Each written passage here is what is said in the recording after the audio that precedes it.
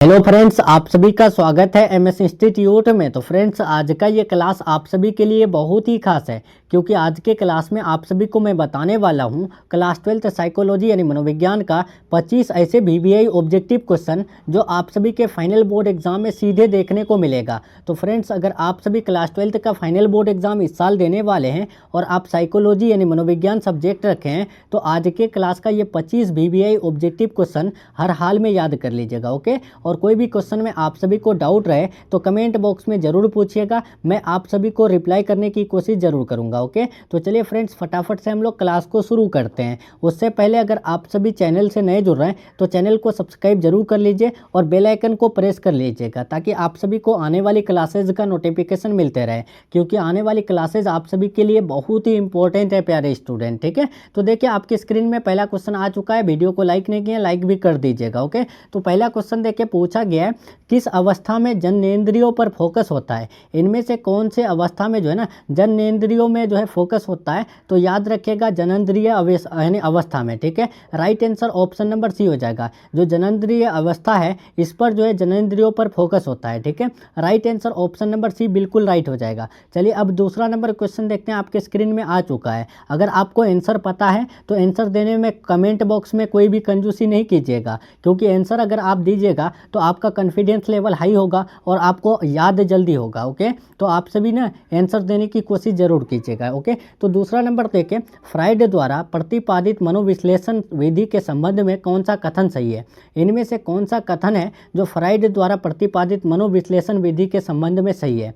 तो याद रखिएगा दो का राइट आंसर ए हो जाएगा। मनोविश्लेषण व्यक्तित्व का सिद्धांत है। ठीक है, right answer option number A हो जाएगा। ये जो सिद्धांत है ये सही है। ठीक है, नेक्स्ट क्वेश्चन चलते हैं, तीसरा नंबर, संवेदात्मक यानी अहम किससे संबंधित है? देखिए जो संवेदनात्मक जो अहम है ये किससे जुड़ा हुआ है? तो याद रखिएगा फ्रेंड्स, इसका राइट आंसर सी हो जाएगा, आत्मसम्मान से जुड़ा हुआ है। ठीक है, राइट आंसर तीन का क्या होगा? तीन का नहीं, यहाँ पर इनमें से सभी होगा ना। आत्मसंपर्क भी है और आत्मरक्षा भी है और आत्मसम्मान भी है, तो ये तीनों होगा। संवेदनात्मक अहम जो जुड़ा हुआ है वो यानी तीनों से जुड़ा हुआ है। ठीक है, राइट आंसर इनमें से सभी होगा, गलती नहीं कीजिएगा। ठीक है, मैं आपको फिर से बता देता हूँ, संवेदनात्मक अहम जो जुड़ा हुआ है वो आत्मसंपर्क से, उसके बाद आत्मरक्षा से, आत्मसम्मान से, तीनों से जुड़ा हुआ है। राइट आंसर इनमें से सभी लगाइएगा। ओके ना। 4 नंबर देखेंगे, पूछा गया है जब दो अभिप्रेरकों के बीच संघर्ष होता है तो उसे क्या कहा जाता है? तो फ्रेंड्स याद रखिएगा उसे हम लोग अभिप्रेरकों का संघर्ष कहते हैं। ठीक है, याद रखिएगा जब दो अभिप्रेरकों के बीच अगर संघर्ष होता है तो उस यानी संघर्ष को जो हम लोग कहते हैं अभिप्रेरकों का संघर्ष कहते हैं। ओके, नेक्स्ट 5 नंबर देखिए, तनाव का सामना करने के लिए निम्नलिखित योजनाओं में कौन अधिक प्रभावी है? इनमें से कौन सा जो है यानी योजना है जो तनाव का सामना करने के लिए जो है अधिक प्रभावी है? तो याद रखिएगा 5 का राइट आंसर ऑप्शन नंबर जो है ना सी हो जाएगा, संज्ञान का में परिवर्तन। ठीक है, राइट आंसर सी बिल्कुल राइट हो जाएगा, ध्यान रखिएगा, याद रखिएगा। ओके, चलिए 6 नंबर क्वेश्चन की तरफ बढ़ते हैं, आपके स्क्रीन में आ चुका है। पूछा गया है, निम्नांकित में किसको जो है अपराध शास्त्र का पिता कहा जाता है? ये क्वेश्चन लिख कर ले लीजिए, आपके फाइनल एग्जाम में 100% आने वाला है। इसीलिए कहते हैं प्यारे स्टूडेंट, आप क्लास को अगर पूरा देखेंगे तो आपको पता चल जाएगा कि कौन सा क्वेश्चन जो है आपके फाइनल बोर्ड एग्जाम में 100% आने वाला है। वो मैं आपको जो बताऊंगा यहाँ पर श्योर है आपके फाइनल एग्जाम में वो क्वेश्चन आएगा। ठीक है, तो क्लास को पूरा देखिएगा। अपराध शास्त्र का पिता जो कहे जाते हैं तो याद रखिएगा 6 का राइट आंसर डी हो जाएगा, करेस्मर को कहे जाते हैं। ओके, राइट आंसर डी हो जाएगा। चलिए 7 नंबर देखते हैं, पूछा गया है, निम्नलिखित में किस वैज्ञानिक ने अपराध का संबंध शारीरिक बनावट से बतलाया है? इनमें से कौन से वैज्ञानिक ने जो है अपराध का संबंध शारीरिक बनावट से बतलाया है? तो 7 का राइट आंसर जो है ना ऑप्शन नंबर ए हो जाएगा, सेल्डन जी ने। ठीक है, राइट आंसर ए हो जाएगा। 8 नंबर क्वेश्चन आपके स्क्रीन में है, पूछा गया है, आक्रमण एवं हिंसा का क्या कारण है? बताएंगे जो आक्रमण और हिंसा का जो मुख्य कारण है वो क्या है? पीड़ा, कुंठा, मदिरा, इनमें से सभी। तो आपको पता है कि जो पीड़ा और कुंठा और मदिरा है ये तीनों आक्रमण और हिंसा का कारण होता है। राइट आंसर 8 का डी हो जाएगा। चलिए नेक्स्ट क्वेश्चन की तरफ बढ़ते हैं। 9 नंबर क्वेश्चन पूछा गया है, सामान्य अनुकूलन संलक्षण की तीसरी अवस्था का नाम क्या है? आपको बताना है जो सामान्य अनुलक्षण यानी अनुकूलन संलक्षण की जो तीसरी व्यवस्था है तो उसको हम लोग क्या कहते हैं?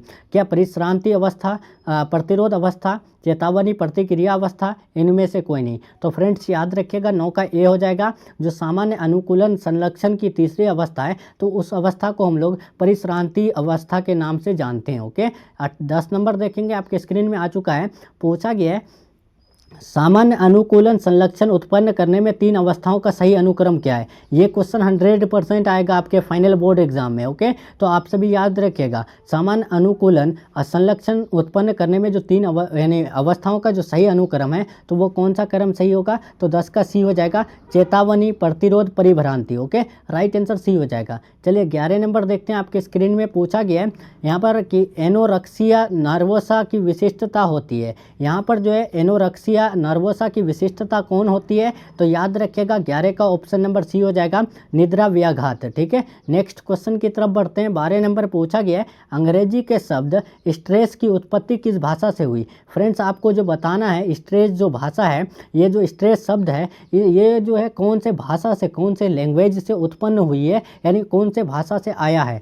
क्या वो जर्मन से, हिंदी से, ग्रीक से या फिर लैटिन से। तो आप याद रखिएगा 12 का राइट आंसर सी हो जाएगा, ग्रीक से। ठीक है, याद रहेगा आपको स्ट्रेस की जो उत्पत्ति हुई है तो वो कौन से भाषा से, तो आपको याद रखना है ग्रीक भाषा से। ठीक है, 13 नंबर देखिए पूछा गया है प्रसिद्ध मनोवैज्ञानिक हंस शैली किस क्षेत्र से संबंधित है।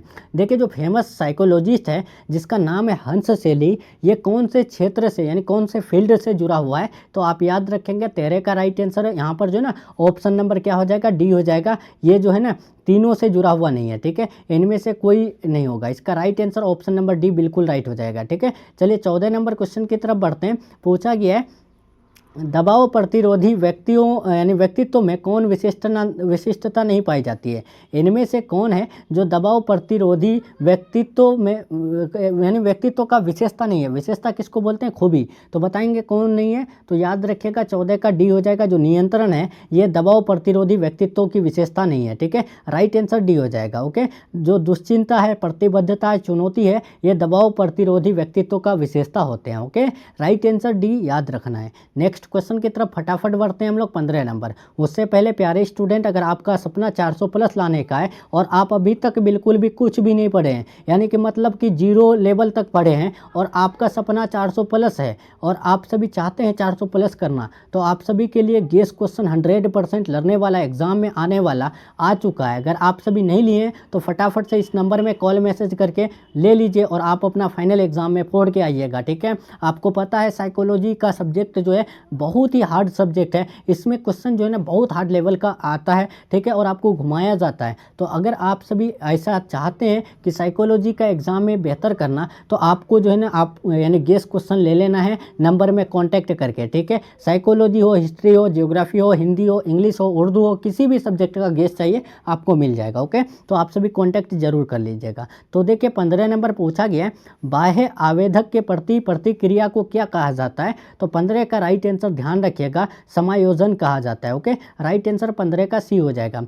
16 नंबर देखिए आपके स्क्रीन में है, पूछा गया है कि फ्राइड के अनुसार ओडिपस की अवधि में चालक प्रतियोगिता करता है। यहाँ पर आपको बताना है फ्राइड के अनुसार जो है यानी अकॉर्डिंग टू फ्राइड ओडिपस की अवधि में चालक प्रतियोगिता कौन करता है, किसके साथ करता है। तो याद रखिएगा 16 का right answer option number D हो जाएगा, पिता के साथ करता है। ओके, नेक्स्ट क्वेश्चन की तरफ बढ़ते हैं। 17 नंबर, आक्रामकता का कारण कौन नहीं है। इनमें से कौन है जो आक्रामकता का कारण नहीं है। मॉडलिंग, कुंठा, व्यवहार यानी परख, औसत, उसके बाद जो है बच्चों का पालन पोषण। तो याद रखिएगा 17 का राइट आंसर ऑप्शन नंबर जो है ना ए हो जाएगा। जो मॉडलिंग है ये आक्रामकता का कारण नहीं है। ओके, नेक्स्ट 18 नंबर देखेंगे। पूछा गया है अगर किसी व्यक्ति को मनोवृत्ति प्रतिकूल से बदलकर अधिक प्रतिकूल यानी अनुकूल से बदलकर और अधिक अनुकूल हो जाती है तो ये एक उदाहरण होगा, तो वो किसका। तो आप याद रखिएगा अगर कोई भी व्यक्ति को मनोवृत्ति प्रतिकूल से बदलकर अधिक प्रतिकूल या फिर अनुकूल से बदलकर और अधिक यानी ज़्यादा से ज़्यादा अधिक अनुकूल करें तो ये जो उदाहरण हो जाएगा ये किसका। तो आप याद रखिएगा 18 का जो है ना बी हो जाएगा, संगत परिवर्तन का। ठीक है, नेक्स्ट 19 नंबर देखें। आक्रामकता का अध्ययन करने के लिए आप निम्नांकित में से किस विधि को सबसे उपयुक्त मानते हैं? इनमें से कौन सा विधि है जिसको आक्रामकता का अध्ययन करने के लिए यानी बेस्ट माना गया है? तो आप याद रखिएगा 19 का राइट आंसर ए हो जाएगा, अंतर्निरीक्षण। ठीक है, नेक्स्ट क्वेश्चन की तरफ बढ़ते हैं। 20 नंबर आपके स्क्रीन में है, पूछा गया है किस आक्रामकता में व्यक्ति का अभिप्राय छिपा रहता है? इनमें से कौन सा आक्रामकता है जिसमें व्यक्ति का अभिप्राय जो है छिपा रहता है? आपको बताना है, वैरपूर्ण आक्रामकता में या फिर साधनात्मक आक्रामकता में, हिंसा में, इनमें से कोई नहीं। तो फ्रेंड्स याद रखिएगा 20 का right answer option number B हो जाएगा, साधनात्मक आक्रामकताओं में। ठीक है, नेक्स्ट 21 नंबर देखिए, पूछा गया अपने संबंधियों से बातचीत में किस दूरी का उपयोग किया जाता है? इनमें से किससे में जो है अपने ही संबंधियों से बातचीत करने में जो है कौन से दूरी का उपयोग करेंगे? तो आप सभी याद रखिएगा सामाजिक दूरी का जो है ना उपयोग करेंगे। ठीक है, इसका राइट आंसर बी हो जाएगा। 22 नंबर आपके स्क्रीन में आ चुका है। उससे पहले वीडियो को लाइक नहीं किया, आप सभी फटाफट जो है वीडियो को लाइक कर देंगे। ठीक है, देखिए आपके स्क्रीन में वहाँ पर जो है चैनल का एक सब्सक्राइब वाला बटन है, अगर दबा लिए हैं तो बहुत अच्छी बात है, नहीं दबाएं तो फटाफट दबा लीजिए। ठीक है, और वहाँ पे एक घंटी आएगा, उसको भी आप सभी जो है ना ऑल पे प्रेस कर लीजिएगा ताकि आपको हर एक क्लास का नोटिफिकेशन और जानकारी मिलते रहे। ठीक है, तो देखिए कोलाहल की विशेषताओं में किसे शामिल नहीं किया जा सकता है? तो याद रखेंगे 22 का राइट आंसर डी हो जाएगा, क्रमबद्धता। ठीक है, नेक्स्ट क्वेश्चन की तरफ बढ़ते हैं। 23 नंबर पूछा गया है सामाजिक दूरी में संप्रेषणकर्ता तथा श्रोता के बीच दूरी होती है। ये क्वेश्चन आप लिख कर ले लीजिए, आपके एग्जाम में आने वाला है। ठीक है, याद कर लीजिए, मैं 2 बार आपको ये क्वेश्चन बताऊंगा, आपको याद कर लेना है मेरे साथ। देखिए सामाजिक दूरी में संप्रेषणकर्ता और श्रोता के बीच जो दूरी होता है वो कितने होते हैं? तो 23 का right answer option number B हो जाएगा, 4 फीट से 10 फीट होता है। ठीक है, चलिए एक बार और बता देते हैं, आपको याद रखना है सामाजिक दूरी में जो संप्रेषणकर्ता और श्रोता के बीच जो दूरी होता है, डिस्टेंस होता है, वो 4 फीट से लेकर 10 फीट के बीच होता है। ओके, राइट आंसर बी हो जाएगा, गलती नहीं करना है। 24 नंबर देखिए, निम्नलिखित में कौन शरीर क्रियात्मक का उदाहरण है? इनमें से कौन सा शरीर है जो क्रियात्मक प्रभाव का उदाहरण है? तो 24 का राइट आंसर बी हो जाएगा, रक्त वाहिकाओं का सिकुड़ना। और यहाँ पर जो है देखेंगे शरीर क्रियात्मक प्रभाव का उदाहरण ना, हृदय गति में वृद्धि भी तो आ जाता है और पाचन तंत्र की धीमी गति भी आ जाता है। तो राइट आंसर इनमें से सभी लगाइएगा आप सभी। ठीक है, इसका राइट आंसर डी लगाइएगा। चलिए अब 25 नंबर देखेंगे, आपके स्क्रीन में आ चुका है, ये आज का लास्ट क्वेश्चन रहेगा। पूछा गया है दबाव के संज्ञानात्मक सिद्धांत को किसने प्रतिपादित किया? आपको बताना है फटाफट से। ठीक है, उसके बाद उससे पहले मैं आपको बता दूं, आंसर बताने से पहले अगर 400 प्लस दिलाने वाला अगर नोट्स आप नहीं लिए हैं तो आप सभी बिल्कुल समय को वेस्ट मत कीजिए, इस नंबर में कॉल मैसेज कीजिए और आपको तुरंत मिल जाएगा। नंबर आपको नीचे में दिख रहा होगा। ठीक है, आप सभी को व्हाट्सएप पे यानी मैसेज करना है या फिर कॉल कर देना है डायरेक्ट, और आपको फटाफट से जो है हर एक सब्जेक्ट का गेस क्वेश्चन फाइनल एग्जाम में 100% वाला ले लेना है। ओके, तो देखिए दबाव के संज्ञानात्मक सिद्धांत को जो प्रतिपादित किए थे, कौन किए थे? उम्मीद करते हैं आप आंसर लगा चुके हैं। याद रखना है लोजारस ने किए थे। ठीक है, इसका right answer option number A हो जाएगा। तो चलिए प्यारे स्टूडेंट, आपका ये आज का लास्ट क्वेश्चन था 25वां। ठीक है, उम्मीद करते हैं आप ये 25 में से 25 सही किए होंगे। ठीक है, अगर 25 में 25 आप सही किए हैं तो कमेंट में ज़रूर बताइएगा, और आप सभी ये भी बताइएगा कि आप सभी को क्वेश्चन लेवल कैसा लगा। ठीक है, या फिर आपको क्लास कैसा लगा। ओके, तो चलिए फ्रेंड्स, आज का क्लास आपका यहीं तक रहने वाला है। उम्मीद करते हैं क्लास बहुत अच्छा लगा होगा। कल हम लोग जो है फिर इस क्लास को करेंगे। ठीक है, तो आप सभी इस क्लास को जरूर अटेंड कीजिएगा। जो क्वेश्चन आपको बताएंगे बहुत इंपॉर्टेंट बताएंगे, तो इसीलिए हर एक क्लास को अटेंड कीजिएगा। अगर आप सभी बाद में देख रहे हैं तो जाइए चैनल का प्लेलिस्ट में और साइकोलॉजी का क्लास उठाइए और हर एक क्लास को देख लीजिए। अगर आपको साइकोलॉजी में बेहतर मार्क्स लाना होगा तो वो क्लास अगर हर एक देख लिए तो श्योर है आप सभी बहुत अच्छा मार्क्स लेके आइएगा। ओके, तो चलिए फ्रेंड्स, मिलते हैं हम लोग नेक्स्ट क्लास में नेक्स्ट टॉपिक के साथ। तब तक के लिए आप अपना ख्याल रखिए, अपना स्टडी जारी रखिए। Take care, thanks for watching.